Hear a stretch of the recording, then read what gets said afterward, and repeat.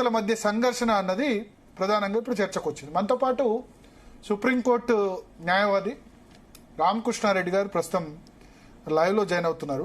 రామకృష్ణారెడ్డి గారు, G Telugu news కోసం సమయం కేటాయించిన ధన్యవాదాలు. నమస్కారం. సో ఈ రెండు వ్యవస్థల మధ్య సంఘర్షణ అన్నది ఎప్పుడు ఉండేదే, కొన్నిసార్లు ఎక్కువ అవుతుంది, కొన్ని సందర్భాల్లో అవుతుంది.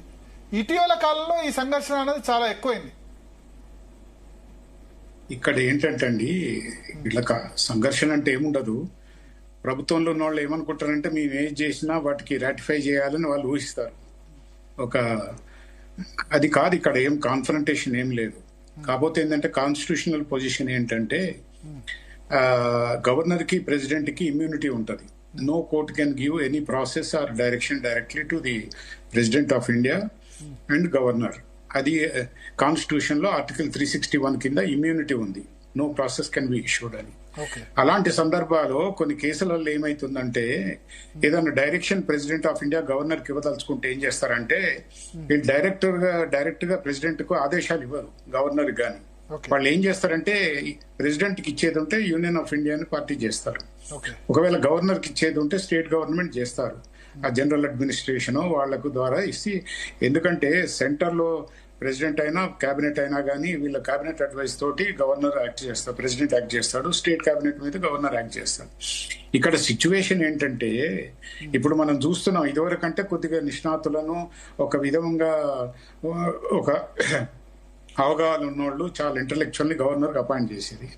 ఇప్పుడు ఏమైతుందంటే యాక్టివ్ పొలిటీషియన్ తీసుకొచ్చేసి రీహాబిలిటేషన్ కౌన్సిల్ అయింది ఈ గవర్నర్ పోస్టులు ప్రెసిడెంట్ అనేది. వాళ్ళు ఏం చేస్తారంటే వాళ్ళు లాయల్టీ చూసుకొని అందులో ఉంటారా అంటే కాదు, తర్వాత మళ్ళీ ఎంపీ కావాలి, మంత్రులు కావాలి.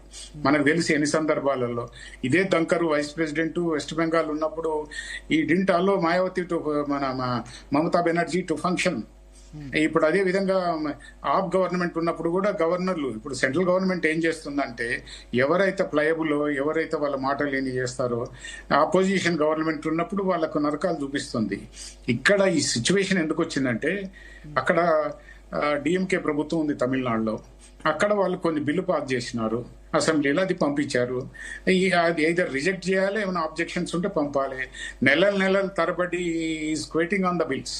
ఆ సందర్భంలో సుప్రీంకోర్టుకు వచ్చారు. అప్పుడు ఏమన్నదంటే మీరు నువ్వు ఏమైనా ఆబ్జెక్షన్స్ ఉంటే తెలియజేయాలా, లేకపోతే నువ్వు దాన్ని వెనక పంపించాలి కానీ బట్ దాని మీద నిర్ణయం లేకుండా కూర్చోడానికి వీల్లేదు. ఆ సందర్భంలో ఏమన్నారంటే మీరు ఇట్లా పెట్టడానికి వీల్లేదు.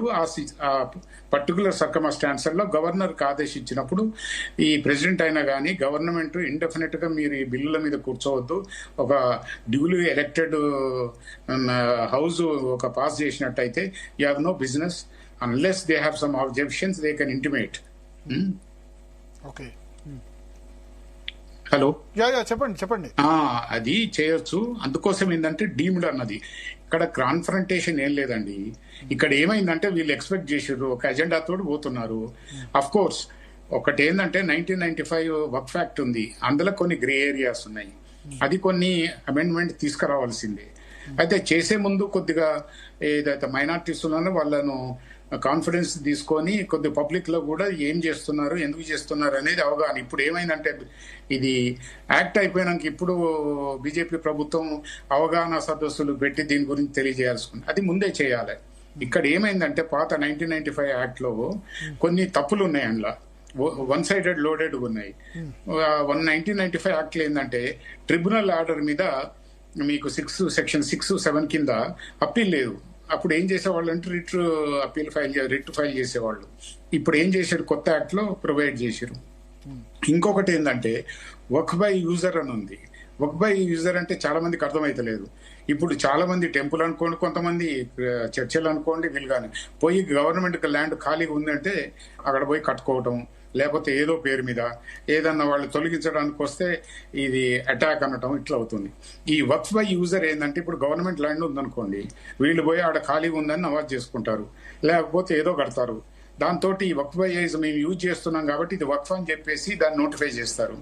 అది ఏమైతుందంటే అగ్రీవ్డ్ పార్టీ పోతాడు, ఆ ట్రిబ్యునల్లో దాని మీద అప్పీల్ ఉండదు. కాబట్టి ఆ వక్ఫ్ బై యూజర్ అనేది దాన్ని తొలగించారు వీళ్ళు. అదేవిధంగా కొన్ని డినామినేషన్స్ ఉన్నాయి ముస్లింలలో కూడా, ఆగా ఖాన్ అనుకోండి, ఇంకా వేరే దావుదీ బోహరాస్ అనుకోండి, వాళ్ళకు కూడా సపరేట్ వక్ఫ్ బోర్డులు ఇచ్చినారు. ఇప్పుడు ఇప్పటిదాకా సున్నీ షియాస్కే ఉన్నాయి, ఇప్పుడు వాళ్ళకు కూడా ఇచ్చారు. తర్వాత ఉమెన్ పార్టిసిపేషన్ కూడా ఉన్నాయి. ఇప్పుడు ఇక్కడ ఏంటంటే పాత యాక్ట్ 1954 లో కానీ 1995 లో కానీ it has created some vested interest in some bodies. ఈ వాళ్ళలో ఉన్న మెంబర్లు ఇప్పుడు మేము 30 ఏళ్లుగా చేస్తున్నాను. ఈ మరి 30 ఏళ్లలో వక్ఫ్ బోర్డు అధికారం ఉన్నప్పుడు ఈ ప్రొవిజన్స్ ఉన్నప్పటికీ చాలా వేల ప్రాపర్టీస్ వక్ఫ్ ప్రాపర్టీలు మిస్యూజ్ అయినాయి. అమ్మక దొబ్బటం, డబ్బులు తెప్పటం, ఆ పోస్టులు కొనుక్కోవటం, ఇవన్నీ డిసపియర్ అయినాయి. చెప్పండి, ఏం ప్రొటెక్ట్ చేయగలిగిన? ఓవరాల్ గా వక్ఫ్ యాక్ట్ ఇప్పుడు కొత్త